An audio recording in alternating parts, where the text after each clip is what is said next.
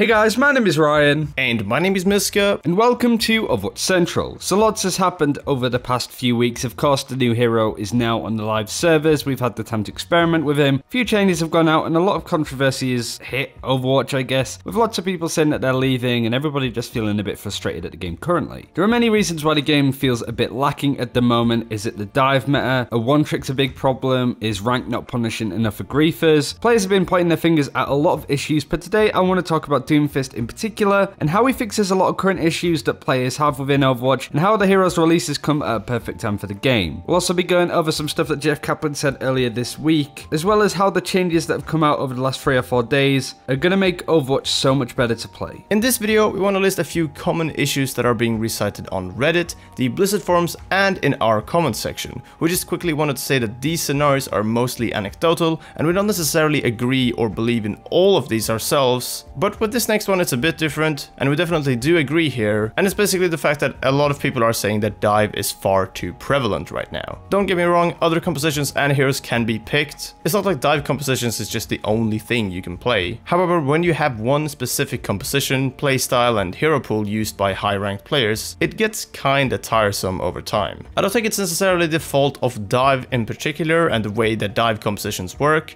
Triple tank was much worse as a concept, but dive has just sort of been the way to play for a long time. We've had Doomfist added alongside changes to Zarya, McCree, and previously Reaper as well, should give the game a little bit more life and will give some added strength to other styles of play. Whilst Doomfist can run with a highly mobile dive lineup, we prefer to use him as a hero to protect and bodyguard squishes on his team, essentially as a hero that can peel for his teammates. Having a few styles or ways to play Overwatch though is always refreshing, of course. And way back we used to have games where we used to be able to just say, hey, should we just play dive or just go a traditional Reinhardt composition? But it does feel a little bit ridiculous that nowadays picking any hero that isn't in the meta hero pool of about 8 heroes may very well result in teammates not looking too kindly at your pick. Doomfist's addition to the game isn't going to fix this entirely, but will certainly make headway with other styles of play.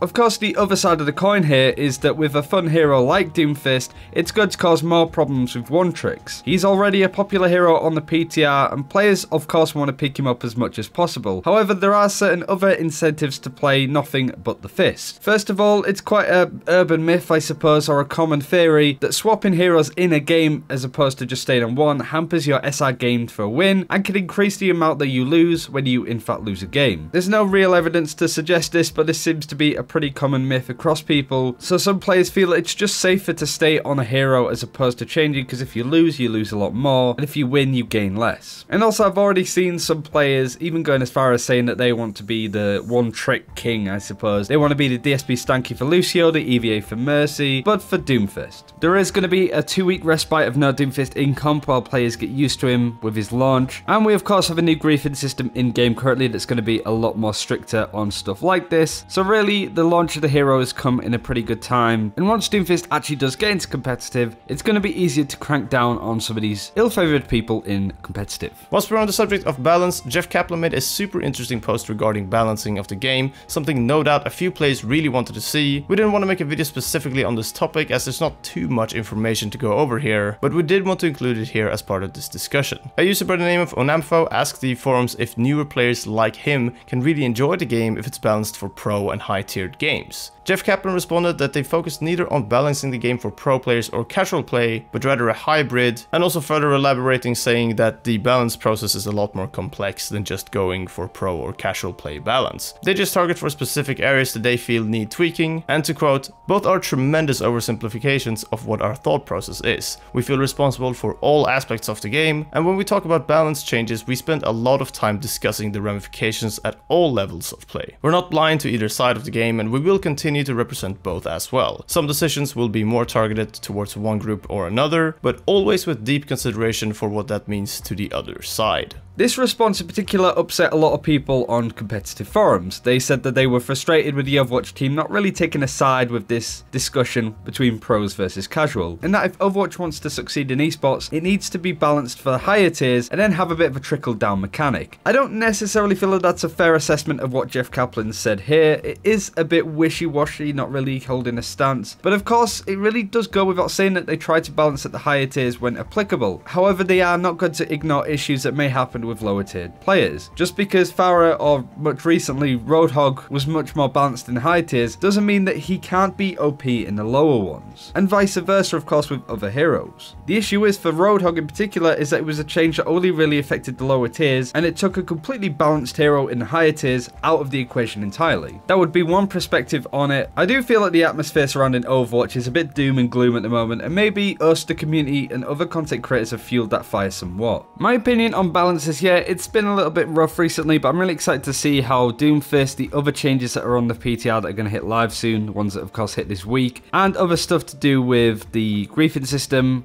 are going to greatly affect the game.